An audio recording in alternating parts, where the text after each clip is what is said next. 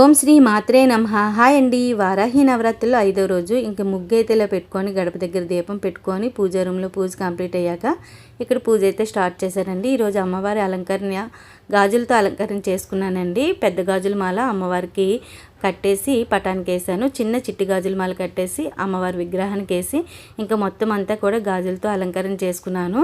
అమ్మవారికి చిన్న చిన్న సారీ అయితే కడుతున్నానండి. అమ్మవారి విగ్రహానికి బ్లౌజ్ పీసులు కట్ చేసి నా చేతులతో కుట్టి అమ్మవారికి రోజుకొకటి చొప్పున అయితే ఇలా కడుతున్నాను. ఇంక ఈరోజు నైవేద్యానికి వస్తే పరవన్నం చేశానండి. తర్వాత అరటిపళ్ళు, జాంపళ్ళు, దానిమ్మ పళ్ళు, మామిడి పళ్ళు పెట్టి ఇంకా నైవేద్యం అయితే పెట్టాను.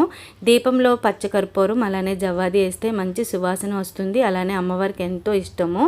ఇంక ఈరోజైతే ధూపం ప్రతిరోజు కూడా ధూపం వేయాలండి. లైట్లు ఆపేసి ధూపం వేస్తుంటే అసలు మీకు ఎలా కనిపిస్తుందో వీడియోలో తెలియదు కానీ నాకైతే ఒళ్ళు జలధరించిందండి. అమ్మ ఇంటికి వచ్చినట్లు అనిపిస్తుంది. అంత కళగా అనిపిస్తుందండి. ఏంటో తెలియదు అలంకరణ చేస్తే. మరి మీకు ఎలా అనిపిస్తుందో తెలియదు. సరే, ఈరోజు పూజ అయితే ఇలా జరిగిందండి. నచ్చితే లైక్ చేయండి, అలానే సబ్స్క్రైబ్ చేసుకొని సపోర్ట్ చేయండి. బాయ్ అండి.